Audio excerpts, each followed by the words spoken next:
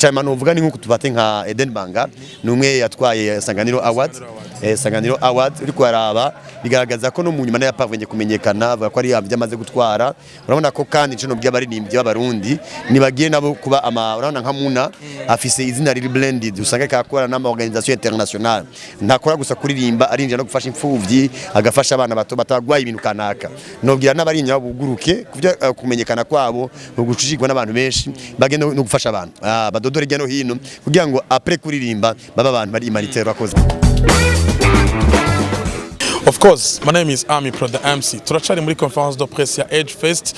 Mu bantu bashoboye kwitabira no conference de presse turi kumwe na Apotre Jean Paul kuva muri Holy Center. Benshi baramuzi asanzwe afasha vyinshi ugwaruka yaba mu nkino za basket, football. Kurundi ruhande asanzwe anakurikiranira hafi no mu giserukira gihugu Burundi ntamba mu rugamba. Of course, turi kumwe na Apotre Jean Paul. Karibu sana. Murakoze cyane Ami.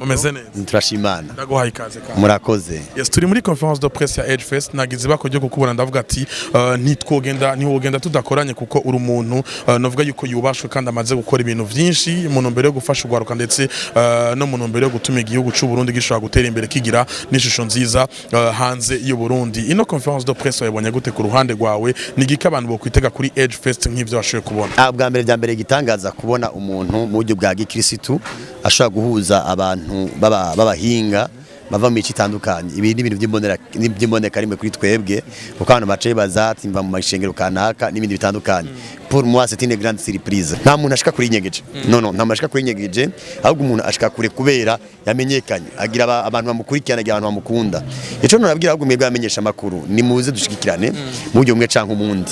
Namye numva nk'umuntu yavuze nga avuga ko ari umutanzania ari umwana wa naka mu president naka mu bisanzwe igihugu gikomeye kibazo abantu bagikunda bakemera ivyo arimwo bakemera bakati twege burya twambaye idarapo twarezwe na naka twakuriye ngaha rero canyoye cyane kuko garagaza ko cyane abantu hamwe icama novuga ni nkuko tubate nka Eden Banga numwe yatwaye Sanganiro Award Sanganiro Award uri kwaraba bigaragaza ko no mu nyuma yapavanye kumenyekana bavuga ko ari yamaze gutwara urabona ko kandi cyo by'abaririmbyi b'abarundi nibagiye nabo kuba urabona nka Muna afise izina riri blended usanga kakora n'ama organisation internationale ntakora gusa kuririmba arinje no gufasha imfuvyi agafasha abana bato batagwaye ibintu kanaka nobwira n'abarinya buguruke kuvya kumenyekana kwabo ugucishigwa n'abantu benshi bagenda no gufasha abantu badodore geno hino kugira ngo après kuririmba baba abantu bari humanitaire bakoze. Rino higano rya Edge Fest ku ruhande rwawe nka Apotre Jean Paul kuva muri Holy Center ubona hari ico rizohindura mu iterambere ry'igihugu cy'u Burundi cyangwa mu ishusho ryiza ry'igihugu cy'u Burundi? Abwa mbere twebwe igihe baza kuri Holy Center twabashigikiye cyane turi mu bantu batangiye kugura amatike